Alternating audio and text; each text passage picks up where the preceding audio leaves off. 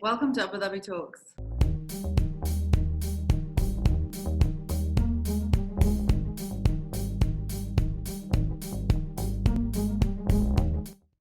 I'd like to introduce my co-hosts, Ro and Sana. Hello. We have a special topic today about business and their experiences in opening and running businesses in the UAE. And our first guest is a very special person to me personally. Her name is Dana, and she has over 10 years experience in interior design, and they specialize in furniture designs specifically. Our second guest is Natalie Hobbs, an Australian expat who started Modi Body in UAE. Modi Body is the leading company in period-proof underwear and swimwear. Hi!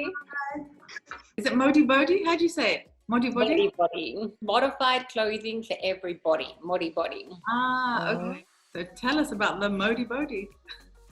Sure. Modi Body! Modi Body! So, Modi Body is period-proof underwear and swimwear. Underwear that you can wear when you have your period instead of using a pad or tampon, or as well as one of those products if you've got a really heavy flow. There's so much that women and people in general just don't know about the pads and tampons. Your pads take more than 500 years to decompose. So the first pad that was made is still going to be there for like the next 400 years. Pads and tampons aren't naturally white, they're bleached white, which I never knew. I was probably a little bit naive, just thinking that they were naturally white, but they know that women associate white with being hygienic. So that's why they bleach them white. And pads and tampons are classified as medical devices. And because they're classified as medical devices, they don't actually need to list what materials or ingredients they're using in them. So it's just so nice to have an option that's sustainable, that's that's better for us. Even if you purchase, say, 5 to 7 pairs and replace them every 2 years, it's cheaper than buying pads and tampons every month. It's just that when you grab that packet at the supermarket every couple of weeks, you don't think about the cost adding up. So it ranges from 89 dirhams to 119 dirhams. There's lots of different styles. It's a very inclusive brand. We have sizes from 4 to size 26. That's UK sizing. The size 4 fits my 8-year-old.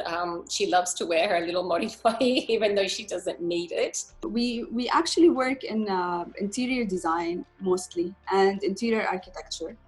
But we dragged our focus mainly on furniture design. I had this passion a long time ago, and I have done some studies on this issue in particular.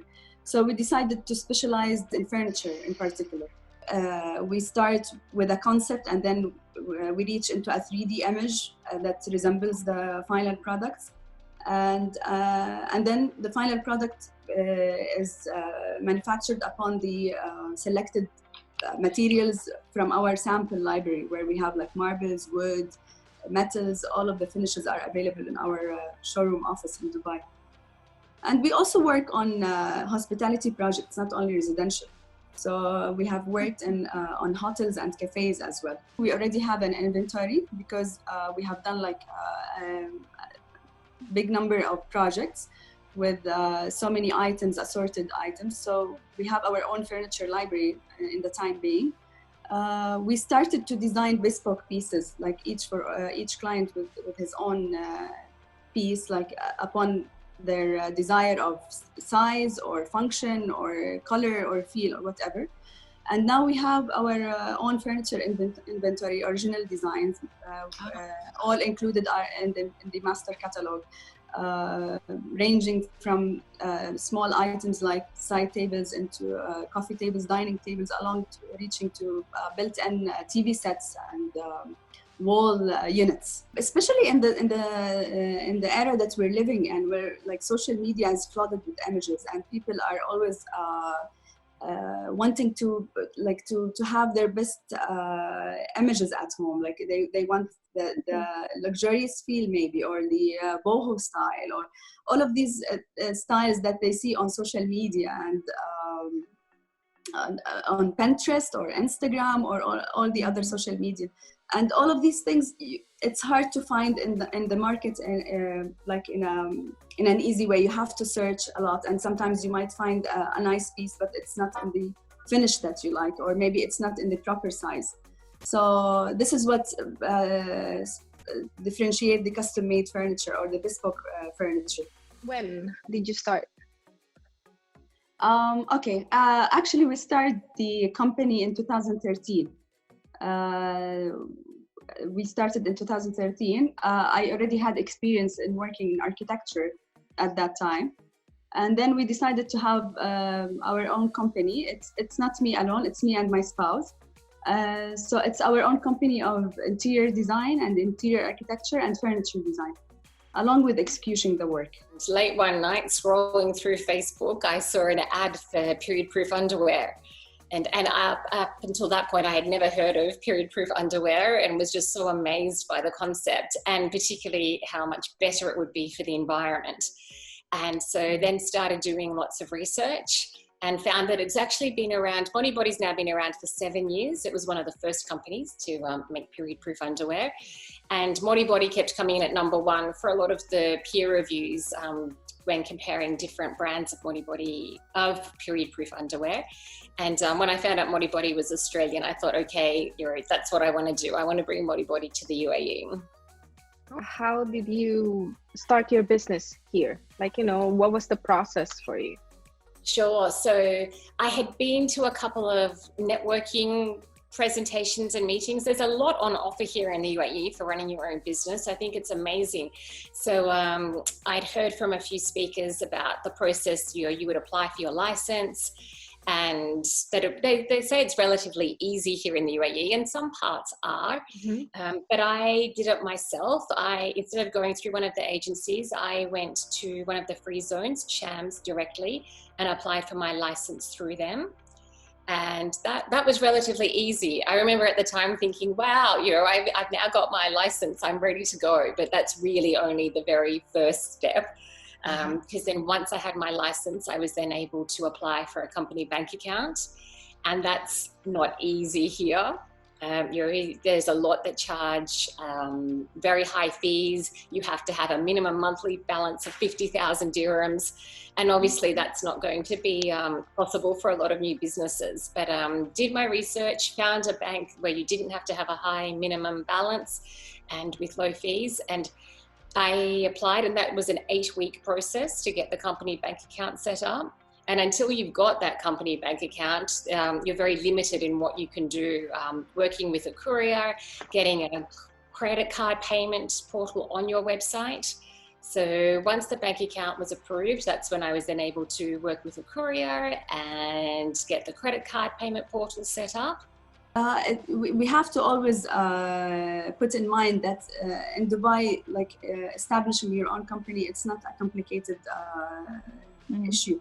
The process is clear from the beginning, the government is really helpful in having everything stated in writing. You know what are the papers that you need, government offices that you need to visit in order to open your own company. So in terms of government issuing the license, it wasn't really a complicated matter, not at all.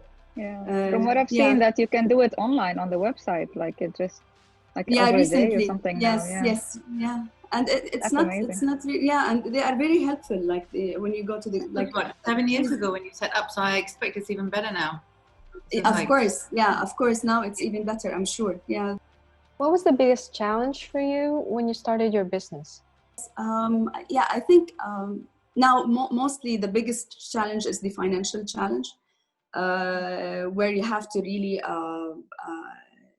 plan your step, because when you first start, you wouldn't be able to know all of the expenses that would be there, from approvals into license into hiring people. All of these expenses shouldn't be a surprise for you. So this was really a big challenge for us to plan all of these things ahead of time. So we approached for advice. We also did our research in Dubai to know like where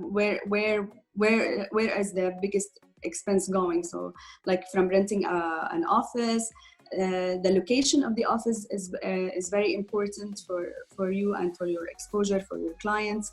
And also hiring people is not an easy job. So like you need to build your team. And I had to get a letter from my husband to say that he approved of me opening up a company bank account. Even though he's not a partner. Is he That's a partner? right. Yes, that's right. Okay. And it was very much based, I think the reason the account was approved, it was very much based on his employment and his history. So yeah, that would have been because he's your sponsor. I Yes. guess that's okay. Yes. As far as Modibody goes, I have to say it has its challenges promoting a product here that's for periods. There are a lot of women here in the UAE who do not feel comfortable talking about periods, which I understand. But one of the ethos of Modibody is very much wanting to break that taboo, that half the world's population has periods. And it's very much about normalizing that and not wanting women to feel ashamed of it. And it's not something that should be hidden. But I think it's a bit of a long journey here. But you're making progress. But yes, that's generally sort of South Asia, Middle East, these regions, it's something we don't talk about. We're conditioned not to talk about it. It's always sort of kept hidden. And even as an adult woman, I can openly talk about it with my mother. It was kind of strange. So, I mean, obviously now it's changed completely, things, but there is that kind of cultural thing that will always remain. An element of it will stay in these regions, I would say. What is your advice for people starting a business generally over here in the UAE? With your hindsight, your experience now, what would you advise? Yes. My first advice is you have to broaden your knowledge, really. Like you shouldn't be in one place. You need to be able to learn a lot, like in all fields, not only in your own field. Like you have to be aware of finance, dealing with people, knowing how to create a network, and always be up to date with what's happening around you. And just do it and go ahead with what you are thinking and broaden your knowledge. It's really important. There is so much information out there and so many great resources to tap into, and that's at any stage of your business journey. So I would say really make use of those. Talk to people who already run their own businesses. Talk to people who are in that service or product or category line that you're interested in also getting into. As much as you can learn prior to investing and prior to getting set up, I think it really, really helps. And we're really lucky here. I think it's a very supportive community here in the UAE. There's always people who are happy to share their learnings, learn from their mistakes. I think that really, really helps. And surround yourself with positive people and build that network, because you're going to need that network, because there are going to be so many times where it is really challenging.